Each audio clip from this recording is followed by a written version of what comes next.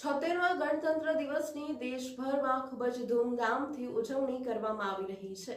ત્યારે શહેર કોંગ્રેસ સમિતિ દ્વારા લખડીપોર ખાતે આવેલ તેમના કાર્યાલયમાં 76મા ગણતંત્ર દિવસની ભવ્ય ઉજવણી કરવામાં આવી હતી, જેમાં શહેર કોંગ્રેસ પ્રમુખ ઋત્વિક જોશી દ્વારા ધ્વજવંદન કરવામાં આવ્યું હતું। મોટી સંખ્યામાં કોંગ્રેસના કાર્યકર્તાઓ સાથે શહેર કોંગ્રેસના કાઉન્સિલરો પણ ઉપસ્થિત રહ્યા હતા।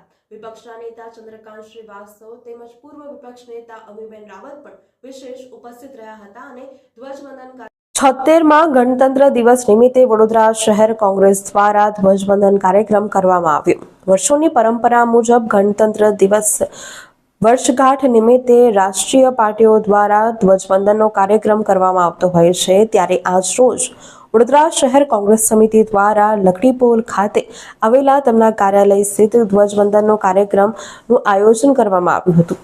વડોદરા શહેર કોંગ્રેસ સમિતિના અધ્યક્ષ ઋત્વિક જોશી દ્વારા ધ્વજવંદન કરવામાં આવ્યું હતું। આ પ્રસંગે શહેર કોંગ્રેસ સમિતિના અધ્યક્ષ ઋત્વિક જોશી દ્વારા ભારતીય જનતા પાર્ટી ઉપર આક્ષેપો કરવામાં આવ્યા હતા। 76મા ગણતંત્ર દિવસ નિમિત્તે વડોદરા શહેર કોંગ્રેસ સમિતિ લખડીપોર ખાતે આવેલ તેમના કાર્યાલયમાં ધ્વજવંદન કાર્યક્રમ કરવામાં આવ્યો હતો, જેમાં શહેર કોંગ્રેસ સમિતિ અધ્યક્ષ ઋત્વિક જોશી, વિપક્ષ નેતા ચંદ્રકાંત શ્રીવાસ્તવ, મ્યુનિસિપલ કાઉન્સિલર બાળો સુર્વે, પુષ્પાબેન વાઘેલા સહિત વડોદરા શહેરમાં કોંગ્રેસના પદાધિકારીઓ તેમજ કાર્યકર્તાઓ મોટી સંખ્યામાં ઉપસ્થિત રહ્યા હતા।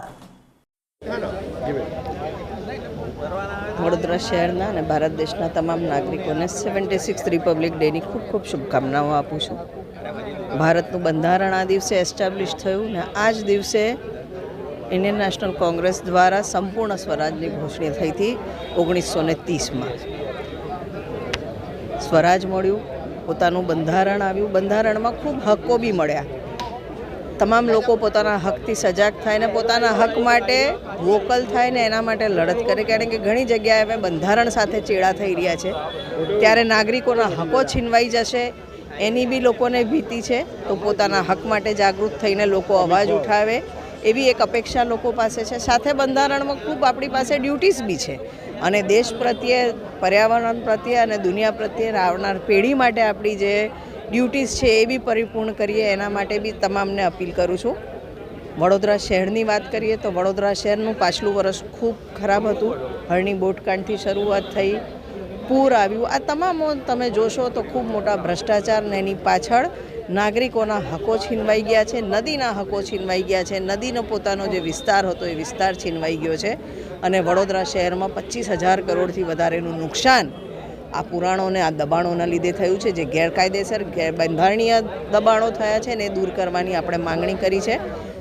આ નદીનો હક છે, વડોદરા શહેરના નાગરિકોનો હક છે। 1 રૂપિયાનું કમ્પન્સેશન નથી આપ્યું, પણ જે લોકોએ 30 વર્ષમાં નદી, નાળા, તલાવો પૂરી કાઢ્યા, દબાણ કર્યા, એમની સામે એ નદી નાળાની જમીન, એ તલાવો પાછા લેવાનો આપણો અધિકાર છે ને અધિકાર માટે બી આપણે સજાગ થઈએ અને લડીએ એવી બી અપીલ છે।